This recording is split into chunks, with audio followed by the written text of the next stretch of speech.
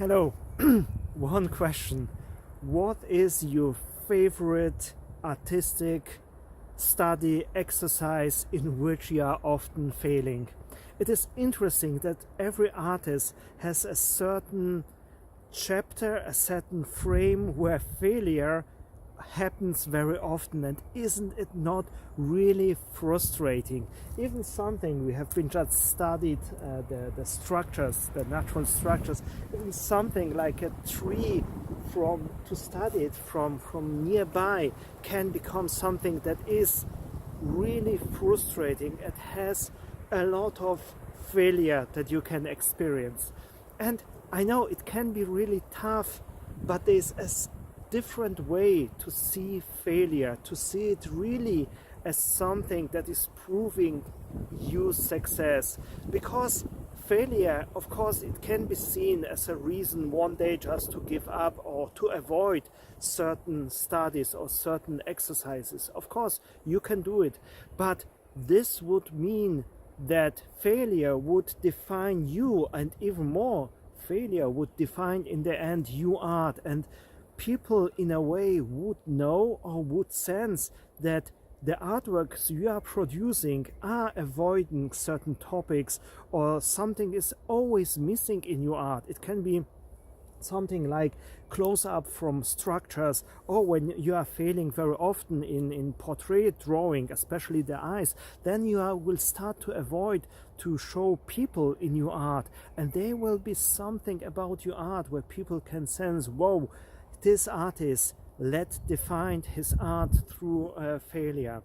Of course, it's not easy to play your game, to do your studies when you have a losing hand, when you have the cards, but some of your skills and abilities are missing. But you can learn, you can actually use these missing cards, you can use what is missing to improve your art. This feeling of failure is nothing more than a pointer, a red flag that this topic, this exercise will become something that will be the factor perhaps deciding about your success or your failure as an artist. So you have a chance to adapt to what is missing, and this is an encouraging idea to know years before you are coming to you are arriving at the catastrophe where someone is finding out that you are actually not good at some things and you have just improvised all the time. You have been warned years before through small failures. They have been the pointers. Of course, it is not about focusing on your failures and making your art about the things that you are not good at, but on the other hand, why not? When you have these pointers, why not use them to improve? You can make the decision not to make failure something that is deciding about your art. Instead, you can find new methods. Perhaps there is a different way to approach some exercises, some strategies that you have not heard before. That the person that was just struggling with this tree was surprised that, for one, his failure, his shyness about structures has been discovered, and I could pinpoint what was not working in his art, and I have brought him to an exercise that was actually proving what was missing. And not only this was a surprise, but he was also surprised that there is a different method to approach the topic on structures that is working for him. So no matter what you are in sorrow or in fear about your failures, think about it. Perhaps you didn't try everything. There are different approaches, and don't let fear motivate you. Fear to get you on the side, okay, these are my failures, these are my weaknesses, and I will just concentrate on this. This is not necessary. These are just pointers. This is something that is pointing to you should take care about it, and you should always be motivated, or you should always find the passion for your art from gaining more, not to see your failure in drawing the structures as something that is holding you back, and now you must prove yourself, but see what could you gain if you would master something you are failing in, like structures or drawing the eyes. So I think to work, these are just my ideas right now. Most likely in the description down below you will find a link that will provide you much more value than